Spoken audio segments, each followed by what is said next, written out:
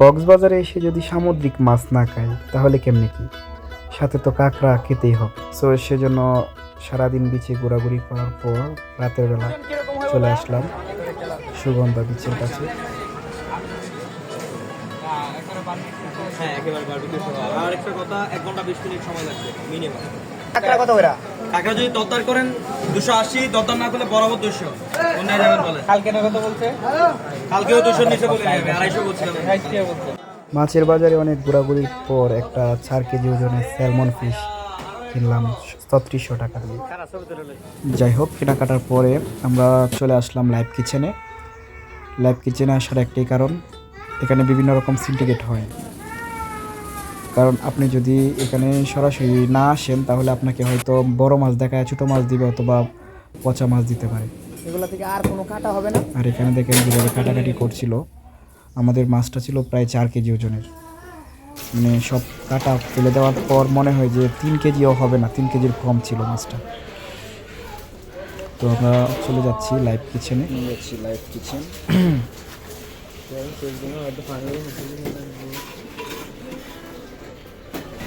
হ্যাঁ হ্যাঁ, একবার 100 সব কিছুই সুন্দর। হ্যাঁ হ্যাঁ, ধন্যবাদ ধন্যবাদ। আজকে ফ্রিতে একটা বুদ্ধি দিয়ে যাই সবাইকে। আপনারা ভিডিও ফেসবুকে আপলোড করেন আর না করেন এটা বড় কথা নয়, বড় কথা হচ্ছে কোনো খাবারের দোকানে অথবা রেস্টুরেন্টে গেলে আপনারা মোবাইলে যদি ভিডিওটা অন করে রাখেন, ওরা ওই খাবারটা খুব যত্ন সহকারে বানাবে এবং খাবারের পরিমাণও অনেক ভালো দিবে এবং খুব যত্ন সহকারে আপনাদেরকে পরিবেশন করবে। তো এই টিপসটা মেনে চললে আপনারা সবসময় জিতবেন। এদিক দিয়ে দাঁড়ানো 12 বেটির জামাই এবং আমি দুইজন দেখতেছিলাম কীভাবে ওরা বারবিকিউটা তৈরি করতেছে। 5000 টাকার মাছ আর কাঁকড়া খাবো।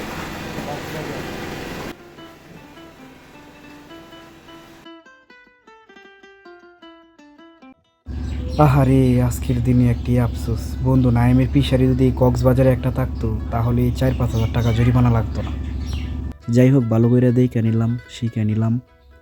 বন্ধু নাইমের ফিশারি তো আছেই, বড় মাছও আছে। বাড়িতে যাই, প্রতি সপ্তাহে একটা করে মিশন দিব।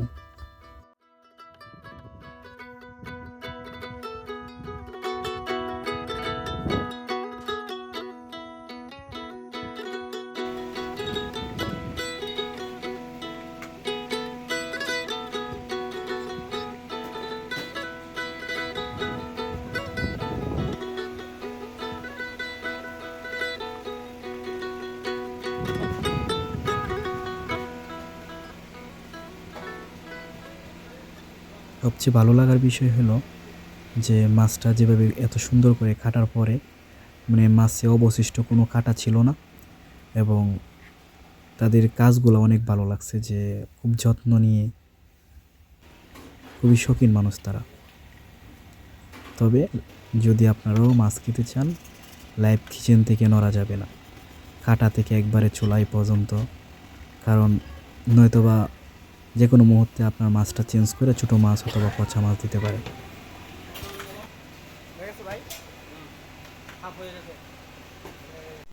আলহামদুলিল্লাহ, মাছের প্রথম অংশটা অনেক সুন্দর করে কমপ্লিট। মাছটা অনেক বড় থাকার কারণে 2 ভাগ করে 2টা কাছায় দেওয়া হয়েছিল। প্রথমটা হয়ে গেছে, দ্বিতীয়টাও প্রায় শেষ।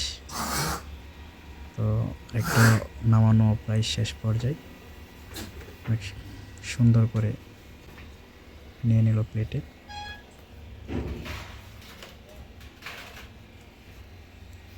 যাক, দুইটি অনেক সুন্দর হয়েছে। এটা হলো লেজের অংশ, এটা হলো মাথার অংশ। মাছের বারবিকিউ কমপ্লিট করার পর অন্যদিকে কাঁকড়াগুলোকে ফ্রাই করার জন্য প্রস্তুত করা হচ্ছে। কাঁকড়াগুলো এখনও জীবিতই ছিল, অনেক নড়াচড়া করতেছিল। সো এখন কাঁকড়াগুলোকে ফ্রাই করা হবে।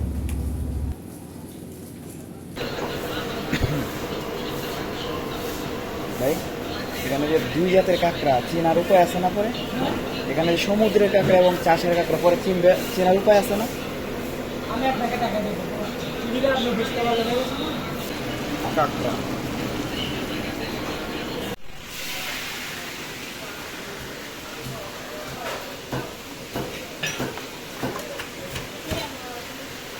এনজয় শেষ এভাবেই না? এটা কি আর কিছু করবে না কিভাবে?